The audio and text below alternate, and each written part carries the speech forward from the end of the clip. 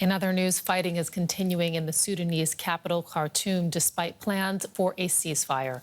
Nearly 200 people have been killed since violence erupted between the military and the paramilitary group at the weekend. Millions of people are trapped in their homes. Supplies of food and water are reported to be running low. It was supposed to be a 24-hour truce. It lasted just minutes. Fresh gunfire brought an abrupt end to the calm so many here in Khartoum have been craving.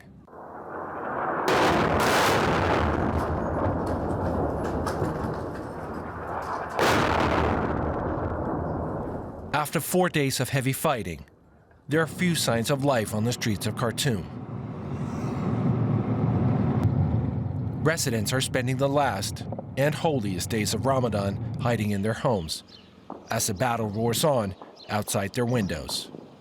With Ramadan, we've reached the point where, honestly, we don't know which day we are in Ramadan. Usually it's like a feast, when it comes to breaking our fast, it's like a feast and everyone's excited and everyone's ready for the food. But it honestly all tastes bland. We barely eat anymore because I think everyone's stressed and is on anxiety.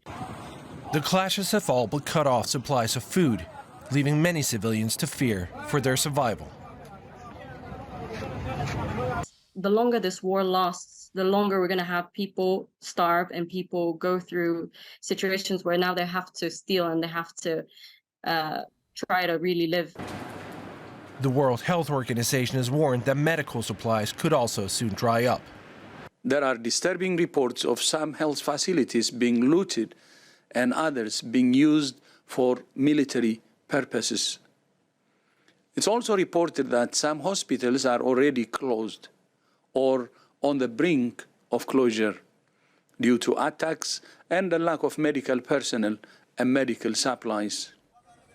The bitter battle between Sudan's two most powerful generals is threatening to turn into a humanitarian crisis, with fears mounting that it could have ripple effects across the region. And for more, let's bring in Garrett Kurtz, a political scientist with the research group Africa and Middle East at the German Institute for International and Security Affairs in Berlin.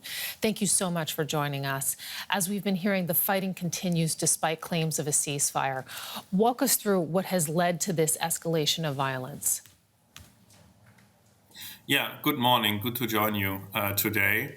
Indeed, the fighting that started on Saturday was the end result of an escalatory spiral of mistrust between these two parties, the Sudanese Armed Forces and the Rapid Support Forces. They have been rivals for years, but in the last few weeks there were intense discussions about handing over power from the military to a civilian government, and there was disagreement between these two forces what would happen with regard to the RSF and the SAF in their integration, and who would control the RSF during this interim period of a civilian government.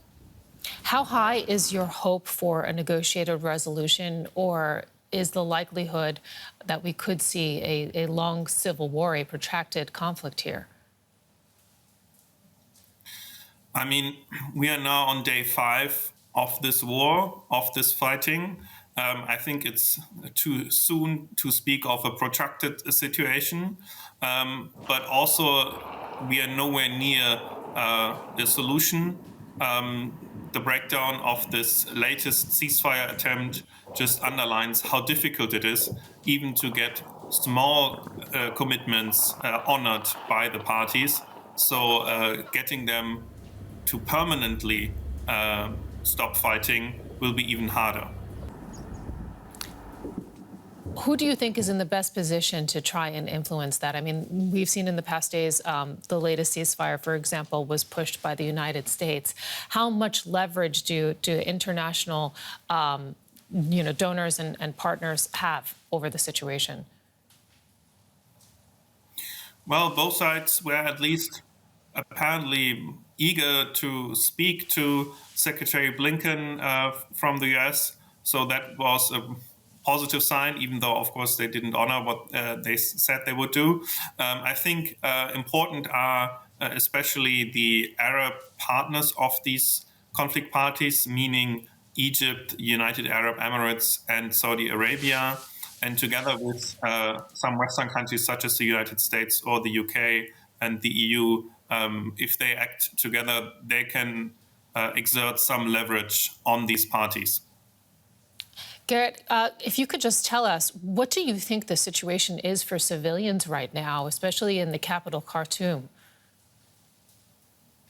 Yeah, I think we also heard it in the report that you brought just before. It's absolutely devastating. Civilians can't go out. They don't have enough water, not enough food. They're being shot at in the streets. If they try to go somewhere, if there is some quiet in the fighting in their neighborhood, their cars might be stolen or they might be attacked by criminals that are also reportedly looming around. So it's a very dire situation. Garrett Kurtz, political scientist with the research group Africa and Middle East at the German Institute for International and Security Affairs. Thank you so much for bringing us up to date and that analysis of the situation in Sudan. You're welcome. And we are joined now by Mohamed Amin, a journalist based in the Sudanese capital, Khartoum.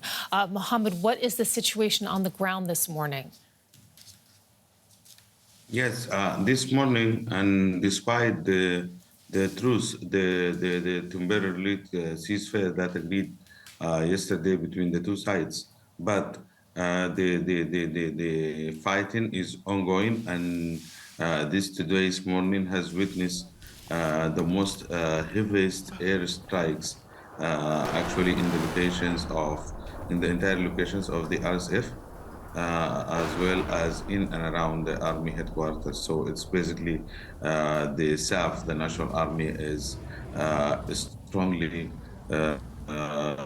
using airstrikes against the RSF locations. So I can say today that today is the most aggressive day of fighting since early morning of this fifth day of the clashes between the paramilitary of the RSF and the National Army.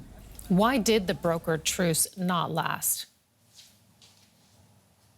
It's for many reasons, actually, the mistrust between the two sides because of the long disputes and the aggressive war and the big amount of soldiers that being killed from the two sides. So also the people do not trust those two men because of what has happened actually over the past years and what happened actually over the past 4 days. So also we have experienced that the two sides have, it's not the first time that they violated the truce that they agreed upon, because on Sunday they gave a promise of 4 hours truce, but they also violated it. So the fighting is aggressive and it's continued. And as you said, it has been badly affected on the humanitarian situation, especially the situation of the hospitals. As the doctors committee just said this morning that 39 hospitals out of 59 has gone out of coverage totally because they come under fire, or because of the cut of electricity, or running out of medicines and equipment, and even the cadres, I mean the doctors who cannot go outside their homes to the hospitals to help the people. Mohamed Amin, journalist in the Sudanese capital, Khartoum, thank you so much for joining us to tell us a little bit more about the situation there.